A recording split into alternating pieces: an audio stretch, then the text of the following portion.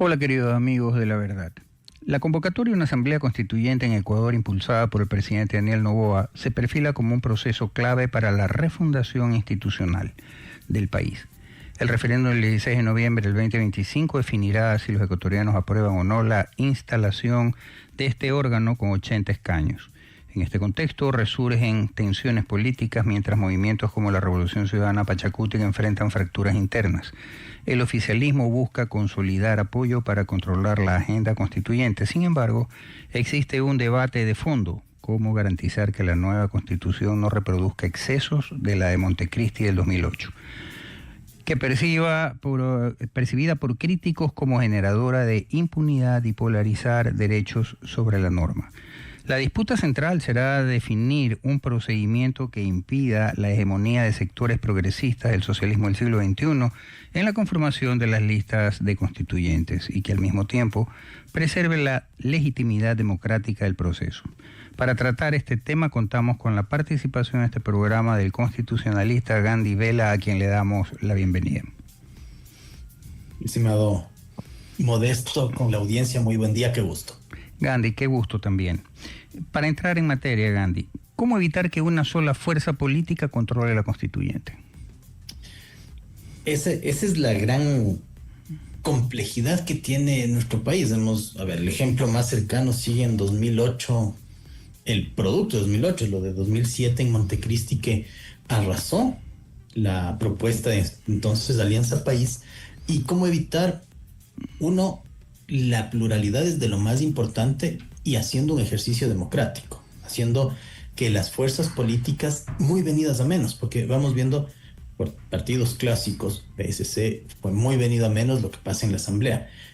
Si pasa y calcamos lo que ahora tenemos en la Asamblea Nacional, tenemos dos fuerzas que con la necesidad de sacar 2/3 partes no tienen tampoco una mayoría real, porque la mayoría sirve para cuestiones pequeñas, pero según el estatuto de la constituyente, tener mitad tampoco sirve. Entonces, ser plural y hacer un ejercicio muy real y práctico de, vamos a elegir no a un político que está interviniendo en cuestiones de legislación y de intermediación. Esta es la creación de una constitución que no sé si en Ecuador nos hemos dado cuenta la seriedad que tiene, porque el promedio de vida de una constitución es de 10 años. Entonces la de Montecristi ya superó ese promedio, llamémoslo. Pero la pregunta me gusta e implica una dificultad. Ya no es solo nuestra responsabilidad es saber a quién votamos y por qué. ¿Cómo está emanado esto? Tenemos método de Hunt y hay que respetar y esperar. Ahí sí digo, esperar que los partidos tengan perfiles suficientemente buenos para que no haya un desbalance brutal que sea solo de un ala o solo de otra. Gandhi, justamente sobre lo que tú manifiestas, y es que sí, mucho se habla de que hay que ser democráticos, de que no hay que ser discriminatorios, y también se habla de que la realidad del tema es que en el país no ha habido un verdadero proyecto país por ninguno de los candidatos en su debido momento. Pero, ¿cómo asegurarnos requisitos mínimos para que deben de reunir los constituyentes? Porque ellos son los responsables de hacer las normas que van a regir el resto de normas y el resto del tiempo en el país. No se puede votar muy abiertamente y con todo el respeto que se merecen las actividades como el payasito, el hombre de farándula, qué sé yo, todo esto. Pero ¿tú no crees que debería de exigirse por lo menos aquellos requisitos que se les exijan a aquellas personas que van a ser miembros de la Corte, por decirte algo, por conocimientos? Porque de lo contrario, lo que van a hacer es elegir un sinnúmero de levantamanos que van a obedecer la orden del cacique de turno, y entonces simplemente vamos a tener otra vez la misma circunstancia que se decía en la de 2008. El doctor León Roldós dijo: lo que se aprobó no fue lo que se discutió en primer debate, y se la metió por las tranqueras. ¿Cómo evitar esto? Gran complejidad tenemos al frente. ¿Cómo evitar? Pregunta de 200 años de vida republicana de Ecuador. ¿Qué pasa? La Corte Constitucional prohibió en el 24 lo que decían una constituyente de notables, o sea, una de gente muy especializada, por decir que no es democrática. Pero aquí tenemos una realidad. El estatuto que acompañó al decreto ejecutivo 153 que rige esto, nos dice que va a tener los mismos requisitos que un asambleísta, que no son ni exagerados ni muy difíciles. Ecuatoriano mayor de edad. Y vamos a tener gente de la misma forma. No siempre los requisitos son lo único, pero sí creo que debía haber sido pensado al menos como un requisito agravado. A ver, la titulitis de Ecuador tampoco ha solventado. O sea, sabemos que hay postdoctorados sin visión de país y gente sin formación que tiene visión de país. Entonces, creo que es muy difícil establecer, pero que haya algo mínimo en la creación y que sean todos unos levantamanos también depende de ahorita los dos proyectos, no sé si decir los dos, pero de los dos partidos políticos más grandes. ¿Y qué proyecto tienen? No tenemos forma y ahora el problema es, hemos visto cómo se mandó el decreto 153, el Consejo Nacional le lanzó a la Corte, o sea, finalmente sí llegó al control constitucional, pero el estatuto, que es lo que rige, o sea, las reglas incluso para el constituyente, ya dicen la forma de elegir y qué requisitos tienen, los mismos de asambleísta. Son, en ese sentido, de acuerdo, muy bajos, porque es cualquiera, usemos las palabras de otros colegas, cualquier hijo de vecino va a entrar y decir, puedo. Y para evitar una serie de levantamanos tiene que ser algún tipo de mediación política en el sentido de es el deseo o las necesidades del pueblo trasladados a través de los sistemas democráticos en el ejercicio del poder. Y aquí es hacer una constitución. Como digo, seguimos sin dimensionar la importancia de hacer una constitución. Y yo creo que ahí tal vez los requisitos, poniendo paños húmedos, es que la asesoría sea de gente realmente capaz, que no solo somos abogados. O sea, la gente que tiene que también hacer una constitución es alguien que sea economista en serio y que vea que no mandemos al caño económicamente al país. Sociólogos, hay un montón de cuestiones que debería ser tal vez la parte de atrás que ayude, pero ya tenemos un tema que son los mismos requisitos de asambleístas. Entonces, sí, la Constitución es superior a las leyes y todo, pero no se hizo un estatuto de Asamblea Constituyente en el que sea algo más agravado, más necesario para ser constituyente. Correcto, en resumidas cuentas es ser ecuatoriano mayor de edad y estar vivo, porque todo lo demás está de más, valga la redundancia. Sí. Gandhi, para entrar un poco más, afinar el tema un poco más, mucho se habla del tema del proyecto país y no sabemos qué queremos, qué Ecuador queremos de aquí a 50 años, a dónde queremos llegar como país de aquí a 50 años. ¿Tú no crees que lo que hace falta en primer lugar, antes de elegir a los constituyentes, es decir, determinar en base a varias charlas, cursos, seminarios que dé la academia, es decir, cuál es el Ecuador que necesitamos y cuál sería la vía, ¿no verdad?, el proyecto político y económico del país de aquí a 50 años, y sobre eso elegir a los constituyentes, porque lo contrario lo que hacemos es elegir a cualquiera para que hagan cualquier cosa. ¿Cuál es el problema? No ha habido ningún acuerdo de cuál es el proyecto país. O sea, vamos viendo qué pasó con la famosa matriz productiva de hace algunos años, que se supone era un tipo de proyecto país que respondía siempre a una carga de sesgo ideológico que hemos tenido lamentablemente desde, o sea, podemos ir a épocas garcianas, alfaristas, de extrapolarización que ha habido en el país y no ver justamente un plan de 50 años o un plan realista. ¿Cuál es nuestro problema también?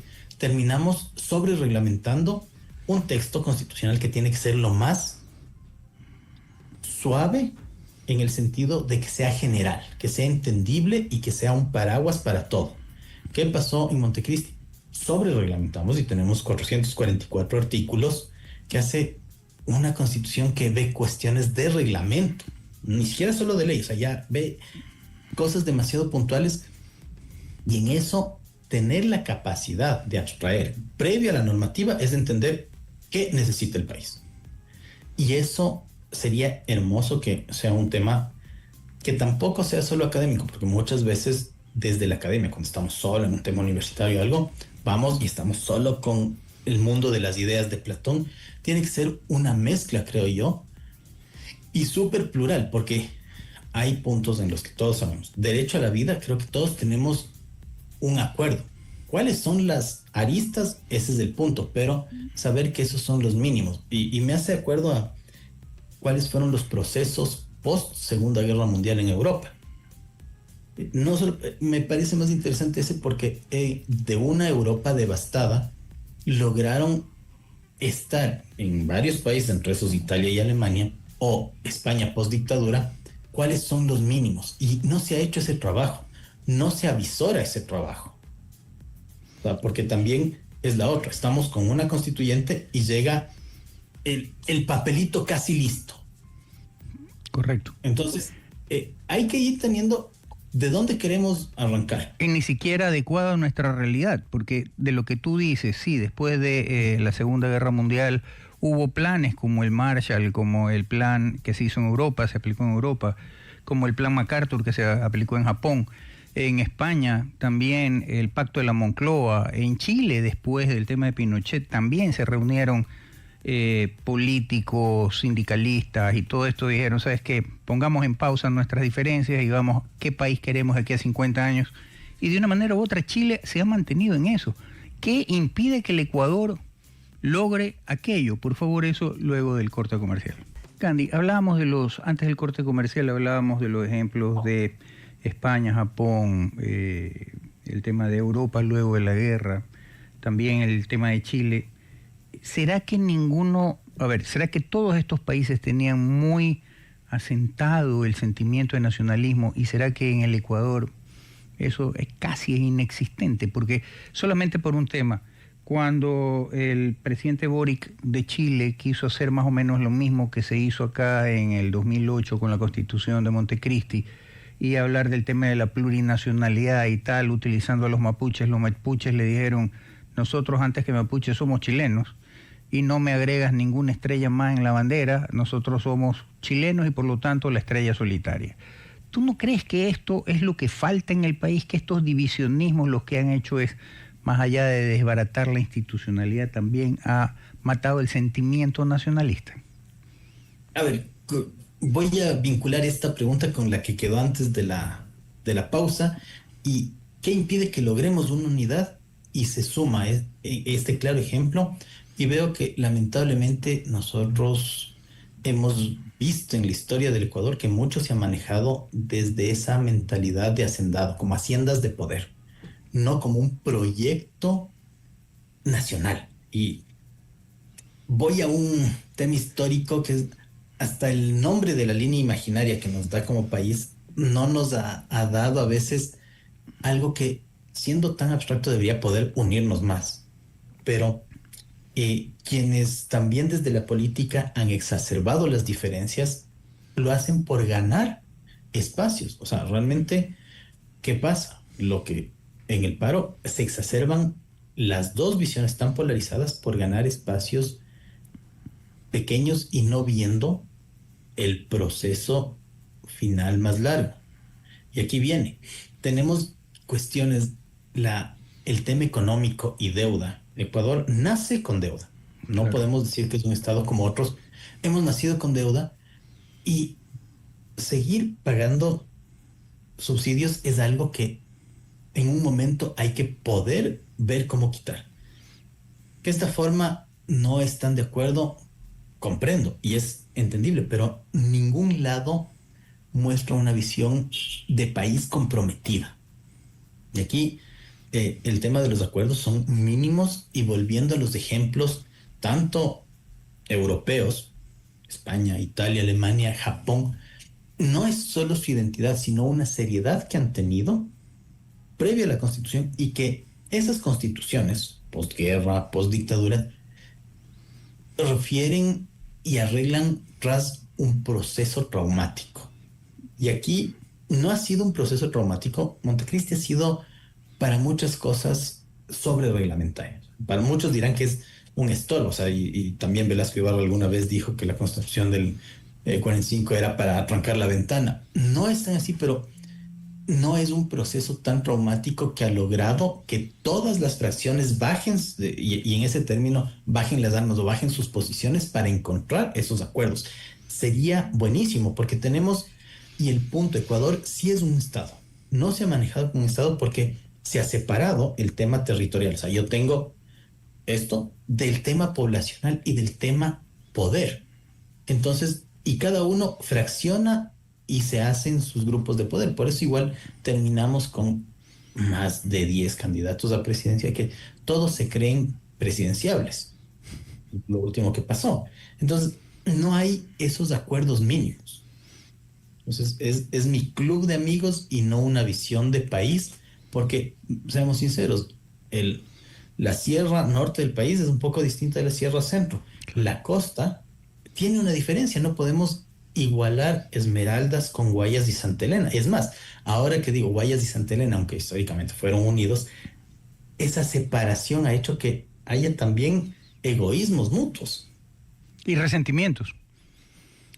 Y creo que eso es lo más grave. Por ejemplo, históricamente sí hay un resentimiento entre todo lo que se hizo, y si alguien aplaude a García Moreno, no puede aplaudir a Eloy Alfaro y viceversa. Cuando creo que históricamente debemos ver como un continuo y que hay aciertos de cada parte. Y eso debería darnos mucho más identidad ecuatoriana. Y justo sobre eso, Gandhi, el doctor Ricardo Noboa Bejarano, en un programa de televisión, manifestaba que todos aquellos quienes vienen haciendo campaña por el no deberían poder ser electos constituyentes.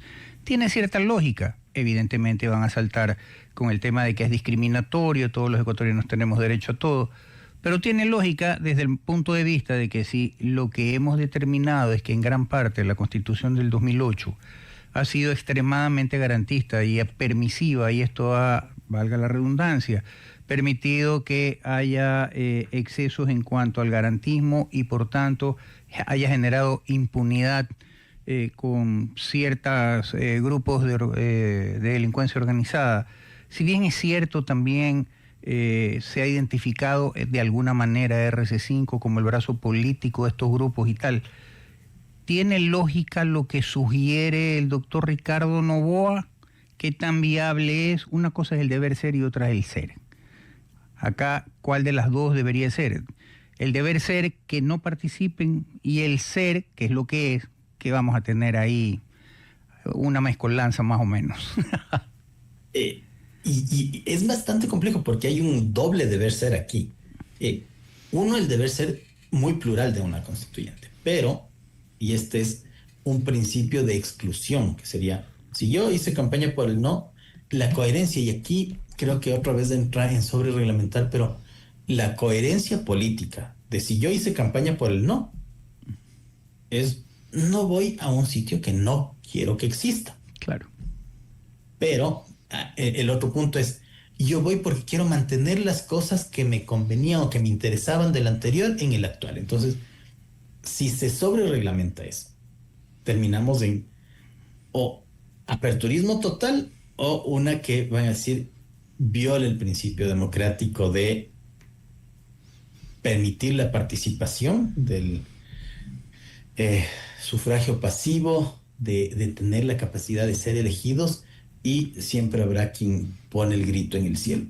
Es complejo, no sería una que en las formas jurídicas pase una regla, es decir, si hizo campaña por el no puede ser candidato, tampoco está en el estatuto, por lo tanto ya el tema es lo mismo que con asambleístas, no podemos cambiar eso, pero esa coherencia política nos falta, y una realidad que también para el sí y para el no, las campañas no están tampoco explicando la razón. Es un punto que va al sentimentalismo y no a ni siquiera una propuesta o una explicación de yo soy esto, y volviendo a qué hicieron muchos países al hacer la constitución brasileña del 88, encontrar previo a la redacción puntos de acuerdo, o sea, cuál es la naturaleza del Estado, qué fines tiene, qué punto económico, y aquí cuál es el problema. Pasó en la constituyente de Montecristi, que la carga ideológica, económica, fue puesta en la Constitución cuando tiene que ser una carga ideológica, siempre va a haber, pero mínima, porque el texto, para que funcione, y parafraseando los 300 años, compañeritos, debería haber sido uno que funcione de un lado a otro. No, el espectro político es mucho más amplio y esa carga económica de formación no puede ser ideológica. Claro. El Estado tiene que funcionar y es de esas cosas. En España, PP y PSOE han gobernado con la misma constitución. En Alemania lo mismo. El CDU y el SPD han logrado gobernar y eso es algo que vamos al 20º ensayo, vamos a ir en el 21º y no entendemos que no es en sazonar más, sino en encontrar una técnica adecuada. Correcto. Gandhi, al retorno del corte comercial me gustaría tener tu criterio sobre lo siguiente. Hasta antes de la Constitución de Montecristi, que en base al neoconstitucionalismo resulta que era una constitución de derechos por sobre la norma estricta, blanco y negro, el derecho, ¿tú no crees que deberíamos de volver a aquellas que hemos tenido antes, en las que prima la norma jurídica por sobre el tema de los derechos? Porque al fin y al cabo, ¿cuál es el fin último de la norma? Es regular situaciones de la sociedad, por lo tanto regular derechos. No se puede poner, creo yo, a lo mejor estoy equivocado, y de ahí tu criterio al retorno de la pausa comercial, de que lo que debe estar primero es la norma jurídica para poder regular entonces sí los derechos de los demás. Vamos al corte comercial. Gandhi, este neoconstitucionalismo en que priman los derechos por sobre el derecho, casi como resultado ha sido una oda a la anarquía. Cuando tienes muchos derechos y pocas obligaciones, es una sociedad anárquica. ¿Tú no crees que es necesario volver al sistema anterior de que el derecho en blanco y negro es la norma la que regula los derechos que van surgiendo en la sociedad? ¿Tú no crees que es necesario esto para evitar todo este problema, por ejemplo, el tema de las paralizaciones, de que, no, derecho a la resistencia, no importa, violo el tema de que tiene que ser pacífica, pero estoy resistiendo? Es protesta civil, no representan ni el 8% de la población y entonces hablan a nombre de todos los ecuatorianos. En las elecciones Vargas, dentro de su propia locación, sacó de 1.500.000, sacó 500. Y entonces, ¿de qué hablamos? Y resulta que cuando hacen todos los destrozos, tú, yo y el resto de los ecuatorianos pagamos la cuenta de los destrozos de esta gente, y lo digo con todo respeto, y ellos, bien gracias, no pagan nada, y siguen tan campantes como Johnny Walker. Sí, a ver, el tema del neoconstitucionalismo y la forma, creo que hay que centrar en esto que escribía Ramiro Ávila del constitucionalismo andino, que es una visión súper... de un deber ser demasiado idealizado ante una sociedad que no ha funcionado de esa forma y que en ningún otro espacio tiene esto. Y creo que la confusión de esto de Estado de Derechos es más que solo dar primacía, olvidarse que es un gran logro y algo que es del constitucionalismo clásico, el Estado de Derecho. Y no es solo el Estado y no son solo las personas, somos todos. O sea, personas, instituciones de Estado que estamos sometidos a cumplir la norma y a cumplir la norma de la mejor forma, en el sentido de no abusar. Y aquí algo que voy a volver a poner. Cuando sale la Declaración de Derechos del Hombre, la Universal, lo que dice el Mahatma, por el que llevo el nombre, en ese momento dice, hay muchos derechos, pero no existe obligación. Claro. Y dice, de mi santa y buena madre aprendí que no existe un derecho sin el correspondiente cumplimiento de una obligación. Lamentablemente, desde la visión occidental no tenemos también unas cartas de obligaciones o de mínimos, pero el Estado de Derecho sí permite, y es ese derecho, esa parte fuerte, objetiva, que nos garantiza, a ver, y la frase clásica, mi libertad termina cuando empieza la del otro, claro. Las libertades. Y ahí es donde generamos varios problemas al hacer las fronteras cada vez más borrosas y con abusos. Ergo, para mí, y es algo, vuelvo, y no solo por trasplantar normas, pero es un sistema que funciona desde Alaska a la Patagonia y de Cabo de Buena Esperanza a Cabo de Hornos, a todo el mundo con una funcionalidad democrática mediana. O sea, no podemos decir que es lo mismo en Corea del Norte, pero el Estado de Derecho, donde hay Estado de Derecho y funciona, no va a ser perfecto siempre, pero el estar sometidos todos a un tipo de normas con mínimos, con regulación clara, es lo mejor. Y creo que sí hay un flaco favor que se hizo al poner de derechos en el sentido de desnaturalizar y dejar de tener un Estado de derecho. Porque Correcto. sigue siendo, y es algo, seamos claros, la ONU sigue hablando de Estado de Derecho, no de derechos. Sí. Cualquier fundación internacional, la misma Convención Americana sobre Derechos Humanos y la Corte Americana sobre Derechos Humanos habla de Estado de Derecho, no de derechos. Entonces sí es importante y creo que no es un punto menor y tal vez algo que se deba pensar y esperaría que se debata suficientemente bien cómo establecerlo y en qué parte del ordenamiento de la nueva constitución de darse sea y se retome esta idea de Estado de Derecho en una forma muy organizada y que todos tengamos que respetar, no es solo la norma, que eso también el tener un Estado de Derecho logra que todos nos respetemos mejor, incluso entre instituciones, porque también algo que ha pasado es con esto, a pesar de haber descentralización, un exceso de facultades o de desatención del gobierno central por parte de los municipios ha hecho que también tengamos una disociación grande. Entonces, creo que el Estado, volver a eso, parece a veces definiciones bastante abstractas, pero a la larga, la diferencia entre derecho objetivo y derecho subjetivo no son peleados. Pero el derecho objetivo tiene que ser suficientemente claro para que ese mismo derecho valide lo que tenemos los sujetos. Correcto. Te agradezco, Gandhi, por tu participación, clarísimo en las ideas. Te comprometo para más adelante volver a topar este tema sobre el cual hay mucha tela que cortar, Gandhi. Aquí hay más ideologías políticas que derecho propiamente dicho. Así que comprometerte, Gandhi, y agradecerte por tu participación. Buenos días. Estimado Modesto, muchas gracias a toda la audiencia. Muy buen día. Qué gusto estar en Radio Forever. En el contexto de un juicio político en Ecuador, la Constitución, artículo 76 y la Ley Orgánica de la Función Legislativa exigen el debido proceso, incluyendo imparcialidad en las comisiones legislativas. La mera composición partidista de una comisión como la presidida por un bloque opositor, en este caso el correísmo, no invalida automáticamente el trámite. Sin embargo, si se demuestra prejuicio, manifiesto, violación de plazos, negación de defensa o falta de motivación, podría configurarse un vicio de nulidad por parcialidad. En este caso, quien ha cometido actos de terrorismo en estas paralizaciones, Vargas, opositor al gobierno de Daniel Noboa, ha presentado su acción ante una comisión posiblemente influida por bloques contrarios, pero la invalidez depende de evidencias concretas de sesgo, no solo de la etiqueta política según la jurisprudencia de la Corte Constitucional.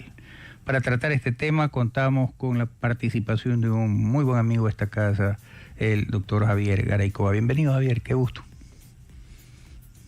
Muchas gracias, buen día. Estamos. Javier, para entrar en materia, ¿cómo define la Ley Orgánica de la Función Legislativa la competencia exclusiva de la Comisión de Legislación para juicios políticos y podría una mesa ad hoc usurparla sin vicio de nulidad? Sí, mira, el juicio político está definido por la Corte Constitucional. Es un juicio, pero no es un juicio similar a los de la función jurisdiccional. Es un juicio, pues, que tiene, por supuesto, se le exigen algunos de los elementos de un juicio, ¿no? Debe haber, pues, un proceso, debe haber una resolución que se asemeja al fallo, ¿no? Pero es solamente una resolución administrativa, con efectos administrativos, no tiene la fuerza de una sentencia. Y por supuesto, los juzgadores son representantes políticos, no son tan neutrales, como debe ser, como se le exige a un juez en la función judicial, su neutralidad. No hay neutralidad allí, porque son representantes políticos y por tanto pues van a emitir también un pronunciamiento político. Eso para empezar, ¿no? En esta diferencia. Pero evidentemente pues aquí hay una intencionalidad también, porque se trata de juzgar una actuación. En realidad se trata de los actos administrativos que acompañan a una decisión política. Me refiero, pues, en el caso del enfoque, por ejemplo, los actos que tienen que ver con la contención, para no llamarle represión, sino usar el término represión por anticipado, darle una forma de contención a una protesta social, llamémoslo así, ¿no? Para usar un término neutro, ¿no? Evidentemente, pues, toda administración, todo gobierno toma medidas para lo que se suele llamar el orden público, ¿no? Todo gobierno, en cualquier parte del mundo, ¿no? Sosteniendo pues, que uno de los elementos de la seguridad es el orden público. Pero evidentemente, pues, que también esto está delimitado. ¿En qué sentido está delimitado? ¿Qué es lo que no se puede hacer en la contención? Bueno, no se puede vulnerar derechos humanos. Está claro, ¿no? Está claro.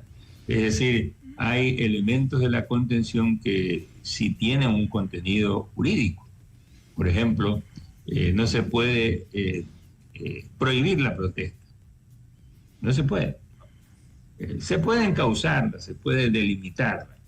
No se puede, por supuesto, agredir a los manifestantes o causarles lesiones, ¿no? O, por supuesto, pues atentar contra su vida y su integridad física, ¿no? Eso no se puede hacer. Se puede, lógicamente, también, pues, en determinadas condiciones, arrestar a alguien, ¿no? Cuando la protesta, pues, excede también a su vez ciertos límites, ¿no? Pero estos son algunas normas que son internacionales, son parámetros internacionales, están además pues en jurisprudencia, por ejemplo, de la Corte Interamericana de Derechos Humanos, ¿no? No se pueden usar tampoco las Fuerzas Armadas. Ojo, en las protestas públicas no se puede usar a las Fuerzas Armadas. Las Fuerzas Armadas están para defender frente al enemigo exterior. Esto la Corte Interamericana lo estableció con mucha claridad en la época de Sendero Luminoso y el gobierno de Fujimori en Perú. No se puede usar a la Fuerza Armada puede usarse para vigilar. Es decir, por ejemplo, para salvaguardar los sitios públicos, ¿no? Evidentemente, pues los sitios donde se encuentra la autoridad, pero también, no sé, bombas de gasolina, torres eléctricas, cosas así, ¿no? En resumen, aquello que afecte a la vida pública, pues no se puede usarla contra las personas. Javier, pero justamente... Eso lo estableció la Corte Interamericana, ¿no? Correcto. No. Pero Javier, porque toda están acción... preparadas no para contener, sino para atacar. Correcto, pero toda acción genera una reacción. Y entonces resulta que la CONAIE tiene grupos paramilitares, por decirlo de alguna manera, grupos de defensa de su territorio, que están preparados en tácticas y estrategias de combate y disuasión. Y cuando salen disculpa que te interrumpa, sí, ¿no? Sí. Pero tú puedes aseverar de que son grupos de combate. Grupo de combate es un grupo que tiene un entrenamiento militar. Ojo, ¿no? Entonces, que tengan grupos de autodefensa. Mira, tú y yo hemos sido estudiantes. Y yo he sido estudiante y hemos tirado piedras también contra los policías. Pero piedras. Pero no tuvimos preparación táctica ni estratégica. Con alguna estrategia en cuanto a movilización, no. Elemental. Pero es que vamos, no hemos tenido, no tuvimos en su debida época ni entrenamiento en tácticas, ni en estrategia de combate, ni disuasión. En este caso sí. Y de hecho se habla de una organización de indígenas cristianos que justamente se han estado preparando para esto, que tienen su ejército, así lo denominan ellos, su ejército para protección de los territorios. Y entonces... Mira, un ejército, aclaré, un ejército es una formación militar. Ojo, eso es un ejército. Hablando con propiedad, eso es un ejército. Aquí hay solo un ejército. Hay solo un ejército. El ejército que es precisamente las Fuerzas Armadas, ¿no? Como llamamos nosotros, que tienen el monopolio, por supuesto, en el ejercicio de la violencia pública en todas partes del mundo. En Estados Unidos existe además una Guardia Nacional, ¿no? Que está a órdenes del presidente. Entonces, yo creo que hay que ser precisos en los términos. Que existan grupos de combatientes, por cierto, eso también existe en muchas partes. En muchas partes. O se forman espontáneamente. Recuerda que en Estados Unidos los ciudadanos tienen derecho a portar armas. Correcto. Por garantía constitucional. Y pueden usar las armas. Y las usan. En muchas ocasiones incluso contra la fuerza pública. Por supuesto, eso deben ser pues combatidos. Pero en Estados Unidos tienen pues ese acceso a las armas. No solo en Estados Unidos, también en Inglaterra, porque este es parte del derecho anglosajón. ¿Se puede llamar ejército a esto? No. Correcto. No es un ejército. Pero lo que te decía, Javier, es que en el caso que te menciono, y es un dato comprobado, por cierto, una comunidad indígena cristiana ha conformado un grupo que se denomina RUC 12, Inquebrantables. Y esta es una comunidad, una agrupación que tiene como finalidad el defender su territorio y todo lo demás. Defender, tú lo has dicho. Andan camuflados, tienen tácticas y estrategias de defensa y también de combate y toda esta historia. Muchos de ellos han sido preparados en el ejército, acuérdate. En conflicto con Perú fueron usados. Claro, pero eso eran los ibias, pues. Ojo. Que pertenecen al grupo del ejército, pero acá es una fuerza paralela. ¿Y cabe en el país una fuerza paralela, sí o no? A ver, vamos a ver. Tú has hecho una pregunta interesante. ¿En qué país vive? En un país plurinacional donde hay territorios autónomos indígenas. Está en la Constitución. Tienen autoridades y tienen justicia propia. Eso está reconocido en la Constitución. Evidentemente, si tienen territorios y tienen autoridades, pues hay que respetar a sus autoridades. Sus autoridades son autoridades territoriales. Ellos han... el problema está no tanto allí. El problema en debate se produce cuando se trasladan, por ejemplo, a la capital de la República. ¿Sí? Esos territorios, no hay problema. Esos son sus territorios. Esos son sus territorios, ¿no? Y tienen su autoridad, sus jefes, podríamos decir allí, ¿no? Reconocidos por la Constitución. Y el problema está justamente cuando se produce esa confrontación en torno al poder estatal, que es uno, ese sí es uno. Hay uno solo, ¿no? El poder central, que es el poder, pues, elegido, el poder electo, aquel que representa a través de dignidad, ¿no? Que representa a todos, bien o mal, no importa. Es ¿no? correcto, Javier, disculpa que te interrumpa. Ahí se genera el problema. Claro, y yo creo que el problema se genera un poco más allá. Político. Puede que esté equivocado, pero yo creo que el problema se genera un poco más allá, Javier, y es, al retorno del corte comercial me indicas. Esto yo entiendo que seamos un país pluricultural, tenemos muchas culturas, pero este tema de la plurinacionalidad deja abierta la puerta para todo este sinnúmero de circunstancias en las que dice, no, para un caso yo hablo a nombre del indigenado, para otro caso hablo a nombre de todos los ecuatorianos. Alguien que no ha tenido ni una tercera parte de los votos de a quienes se debe, esto es 1.500.000 indígenas, de ese 1.500.000 solo 500 votaron por él. Y en el Ecuador somos 18.14. ¿A quién representa? No se puede tomar el nombre de todos los ecuatorianos, no puede vandalizar el país y después no pasa nada, no puede hacer que el país pierda tanto dinero como en el 2022 que se perdieron más o menos 1.500 millones de dólares y resulta que la factura nos la pasaron a nosotros y ellos, bien gracias, están campantes. No puede ser. Entonces, ¿cuándo se le pone un coto a esta situación? Porque si no es tierra de nadie, y entonces habemos ecuatorianos de primera y de segunda. Los de primera, estos que son un grupo reducido, y los de segunda, el resto de los ecuatorianos. Eso, por favor, al retorno del corte comercial. Mi querido Javier, decíamos, este tema de esta persona que dice hablar a nombre de los ecuatorianos, pelear por los ecuatorianos, que destroza ciudades y todo a nombre de los ecuatorianos, que no representan ni siquiera a su gente, porque de 1.500.000, solamente 500 votaron por él, y los ecuatorianos somos 18.14 millones, y no todos estamos de acuerdo, vandaliza ciudades y todo, y después nos pasan la cuenta a todos nosotros menos a ellos. ¿Cómo poder evitar esta situación, Javier? A ver, en primer lugar, yo creo que es importante definir también con claridad cómo está definido el tema de, digamos, cómo fija la Constitución el tema del poder, ¿no? El título cuarto de la Constitución menciona algo muy importante, ¿no?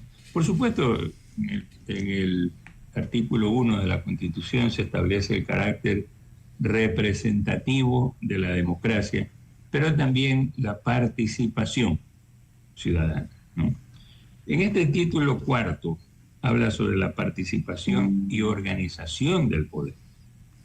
El artículo 95 es muy importante. Las ciudadanas y ciudadanos, todos, ¿no?, en forma individual y colectiva, participarán de manera protagónica en la toma de decisiones, planificación y gestión de los asuntos públicos y en el control popular de las instituciones del Estado y la sociedad y de sus representantes, en un proceso permanente de construcción del poder ciudadano. Recuerda que la soberanía radica en el pueblo. La participación, ese es el poder, el asiento del poder. La participación se orientará por los principios de igualdad, autonomía, deliberación pública, respeto a la diferencia, control popular, solidaridad e interculturalidad. Somos un país plurinacional, ¿no? Evidentemente, lógicamente, esto se concreta en autoridades. Evidentemente, pues también la forma en que se configura esto es de manera representativa.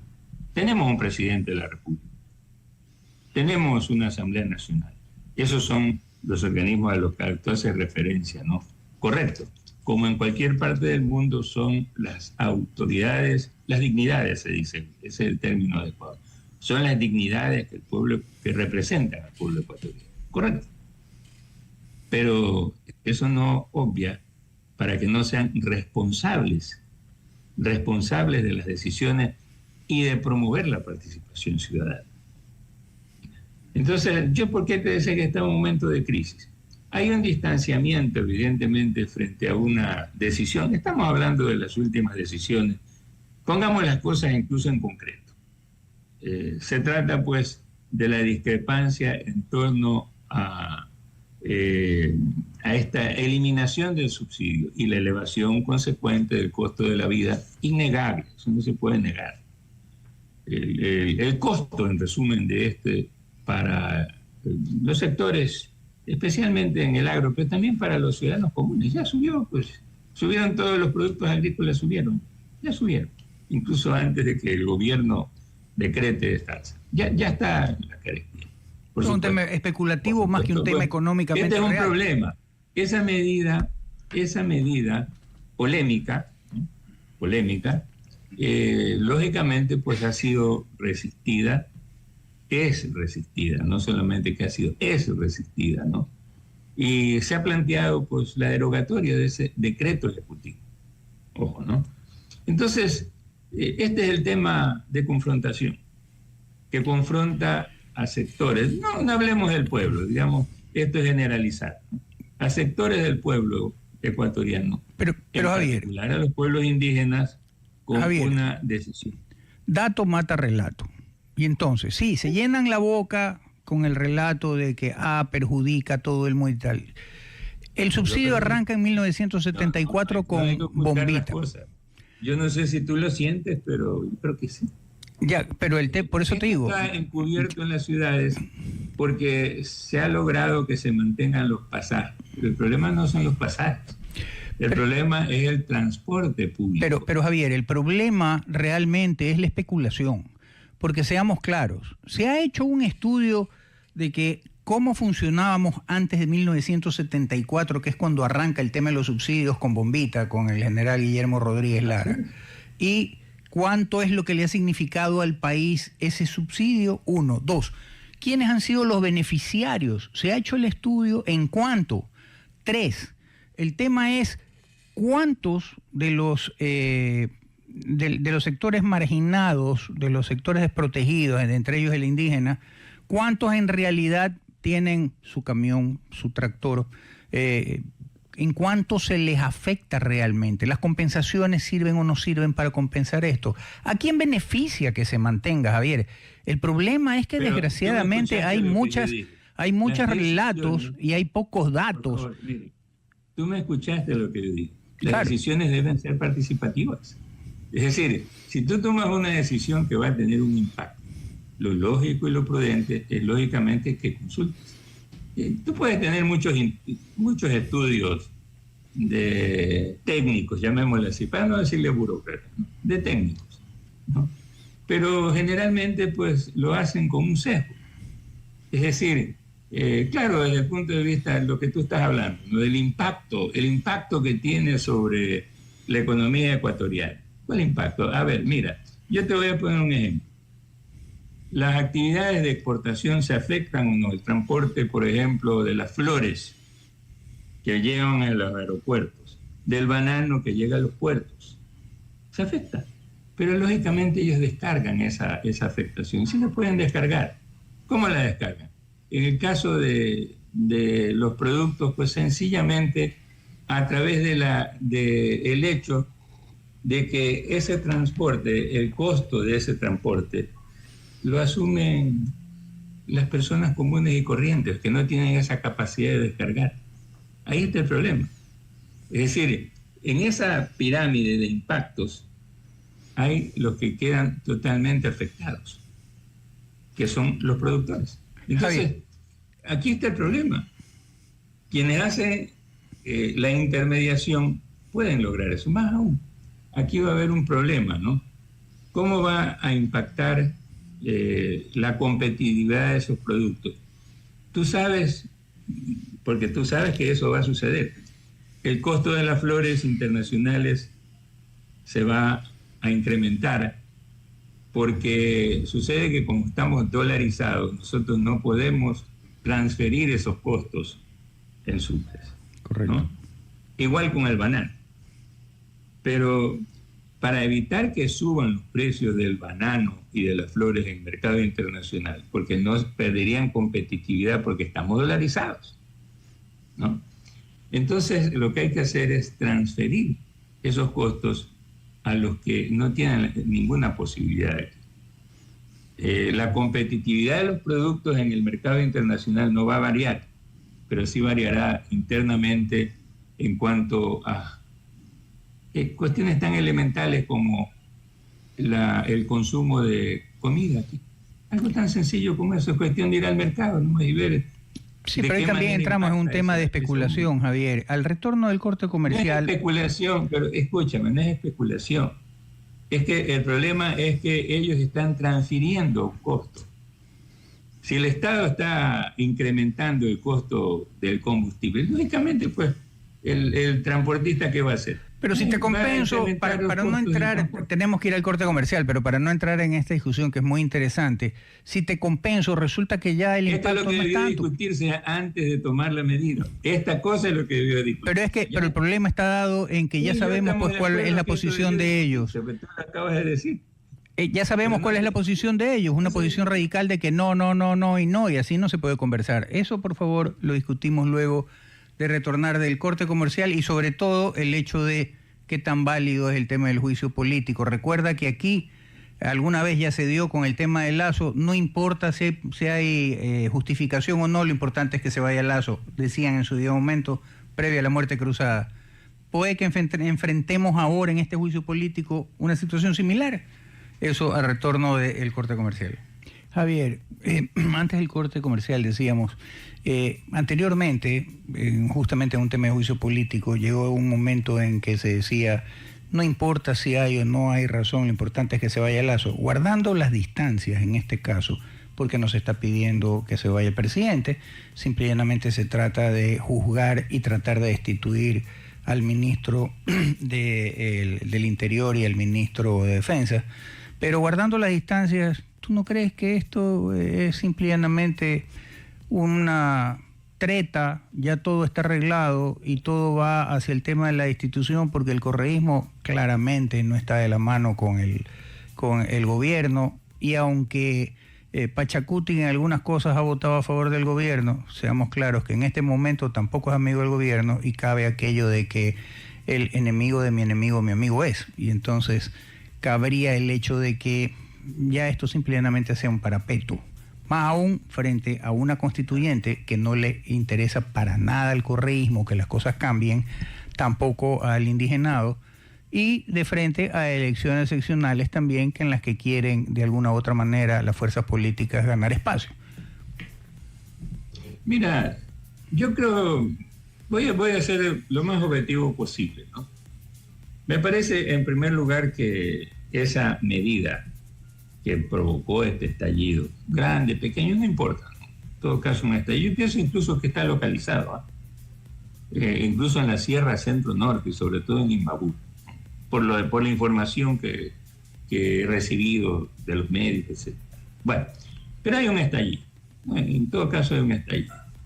Y me parece que, por ejemplo, ese tema, ¿no?, de una manera no muy prudente se planteó incluso antes de la consulta, ¿no?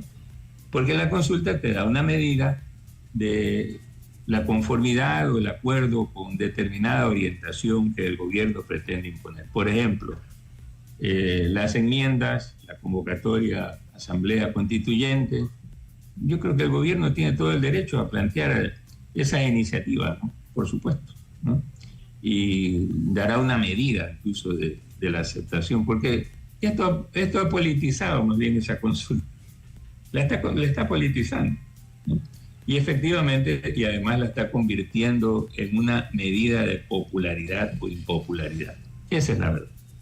Yo pienso que el resultado va a tener una marca, no sé cuál sea el resultado, por ahí veía una encuesta de Sedatos, ¿no?, publicada en uno de los diarios hoy, ¿no?, que daba pues un resultado hipotético de la actitud frente al tema de la consulta, etcétera, ¿no? Bueno, encuestadoras hay muchas, así que algunas tendrán otra opinión. No, yo no me guío por eso, ¿no?